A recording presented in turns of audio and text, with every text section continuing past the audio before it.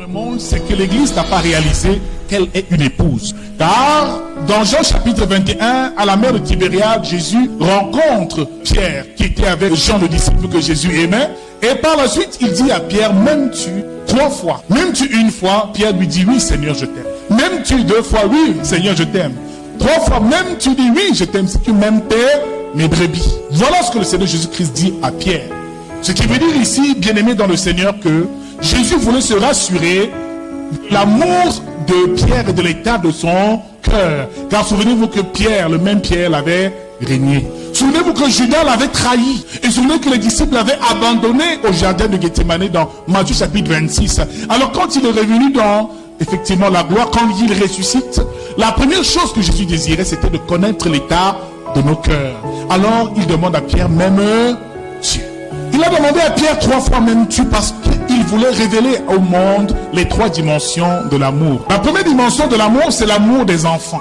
Car le chrétien, dans sa première phase, est un enfant de Dieu et boit du lait spirituel. Et la Bible dit, recherchez comme des enfants nouveau-nés le lait spirituel et pur, afin que par lui vous croissez pour le salut. Donc, la première étape de tout chrétien, regarde quelqu'un dit lui, c'est l'enfance. L'amour d'un enfant est l'amour intéressé, l'amour de l'enfant. L'enfant t'aime pour ce que tu lui donnes, pour la bonne nourriture. Il n'a pas encore conscience du véritable amour. Première dimension. Deuxième dimension de l'amour, l'amour du fils.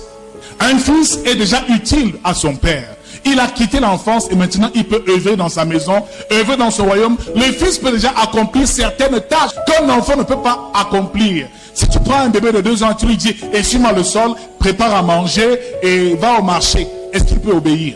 Il n'est pas encore capable. Donc, Dieu ne donne pas de responsabilité aux enfants, il donne des responsabilités aux fils. Car la deuxième dimension de l'amour, c'est l'amour des fils. Le fils est déjà utile.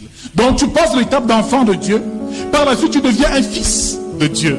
Alors, la Bible déclare aussi que le monde attend avec un ardent désir la révélation des fils de Dieu. Un fils est utile, un fils peut servir, un fils peut balayer la maison, un fils peut s'occuper volontairement et reconnaître tout ce que les parents endurent pour lui.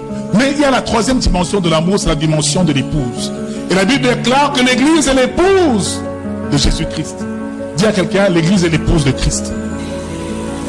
Ce que Jésus attend, c'est une église qui l'aime à la dimension de l'épouse, non à la dimension des enfants, des fils, mais à la dimension de l'épouse. Le problème de l'église, c'est que nous n'avons pas compris ce que c'est que la dimension de l'épouse. Et l'amour d'une épouse, bien aimée dans le Seigneur, c'est très important. Car la même Bible nous fait comprendre que Jésus viendra enlever son église. L'église qui est son corps, l'église qui est son épouse. Et que le jugement commencera par le royaume de Dieu, par l'église. Nous allons ce matin comprendre l'amour de l'épouse. Éphésiens chapitre 5 en son verset 22 jusqu'au verset 27 nous dit aussi, à partir du verset 23, car le mari est le chef de la femme, comme Christ est le chef de l'église, qui est son corps, dont il est le sauveur. Or, de même que l'église est soumise à Christ, les femmes doivent l'être pour leur mari en toutes choses. Marie, aimez vos femmes comme Christ a aimé l'église. Dis avec moi, Christ a aimé l'église. Donc en réalité, ce qui préoccupe le Seigneur Jésus-Christ, c'est son église. Et c'est livré pour elle, afin de la sanctifier par la parole, après l'avoir purifiée par l'eau du baptême, afin de faire paraître devant lui cette église glorieuse, sans tache, ni ride, ni rien de semblable, mais sainte et irrépréhensible. Car Jésus doit venir enlever une église, on dit bien purifiée, glorieuse, sans tache, ni ride. Ce qui veut dire que l'église doit totalement être arrangée, doit être belle, doit être disposée à accueillir l'époux. Dans la grâce nous parle d'une histoire d'amour et d'une rencontre. De la rencontre de l'église. Et Matthieu chapitre 25 nous parle des noces, effectivement, de l'agneau, qui nous dit ici que le royaume de Dieu est semblable à 10 vierges qui vont à la rencontre de l'époux. Donc l'église est une épouse. Nous sommes les épouses du Seigneur. L'église, c'est toi et moi, car là où 2 sont rassemblés, Dieu est au milieu d'eux. Amen. Dès l'instant où l'église prendra conscience qu'elle est une épouse, elle saura comment s'arranger afin de se présenter devant son Seigneur, afin de se présenter devant son époux, et elle recevra toute la gloire nécessaire, car l'épouse, c'est le mari. L'épouse est un même corps avec son mari, car la Bible déclare, ils deviendront une même chair. Les deux deviendront une seule chair. Jésus-Christ aime l'église. Et Jésus-Christ désire une église glorieuse, une église sans tache ni ride, une église qui ne se démode jamais, une église toujours belle, raffinée, une église élégante.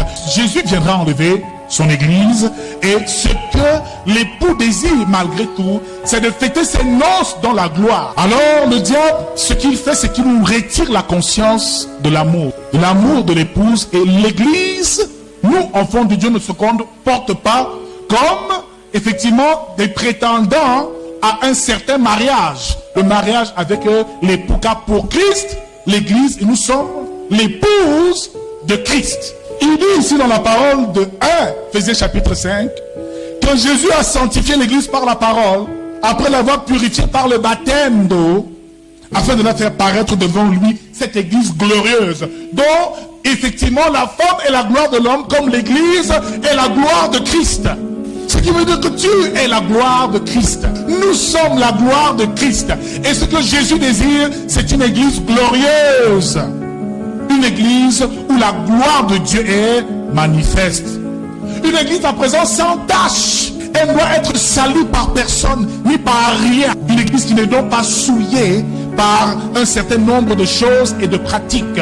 Ni ride. Ce qui veut dire une église qui ne vieillit pas, car Jésus est le même hier, aujourd'hui et éternellement. Donc l'église ne doit pas se démoder, frère. L'église doit toujours être tendance. Une église donc indémodable, ni ride, une église sainte et irrépréhensible. Voilà donc l'église que Jésus viendra enlever. Frère, prenons conscience à présent que nous sommes une épouse qui doit se préparer à la rencontre avec l'époux.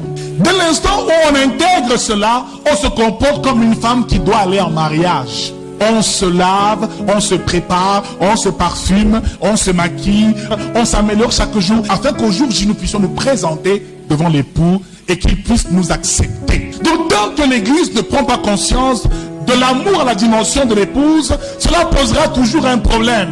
Et l'épouse n'est pas comme un fils. L'épouse est le mari. L'épouse représente son mari. Elle est la gloire de son mari. Et Jésus pleure sur son église, car il dit que l'église n'est pas prête à l'accueillir. Bien-aimés dans le Seigneur, nous parlons ici de deux noces. Car ceux qui ne le savent pas, Jésus-Christ dit que l'église est son épouse. Cela veut dire qu'il y a eu une alliance entre Jésus et l'église.